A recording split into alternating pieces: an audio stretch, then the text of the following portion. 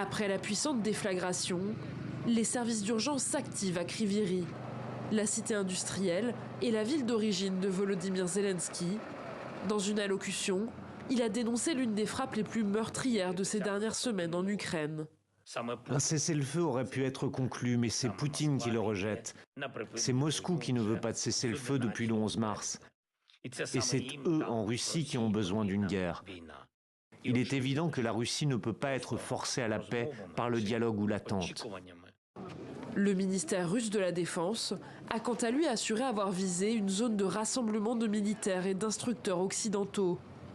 Dans le même temps, ce vendredi, les chefs d'état-major français et britanniques arrivaient à Kiev pour discuter des garanties de sécurité pour l'Ukraine en cas de cessez-le-feu. Alors qu'au siège de l'OTAN à Bruxelles, lors d'une réunion des chefs de la diplomatie, le secrétaire d'État américain temporise. Nous saurons rapidement si la Russie est sérieuse à propos de la paix. J'espère qu'elle l'est. Ce sera une bonne chose pour tout le monde que cette guerre se termine. Mais bien sûr, nous devons tester cette éventualité. Du côté des Européens, le ton est beaucoup plus impatient. On vous voit, Vladimir Poutine. On sait ce que vous faites.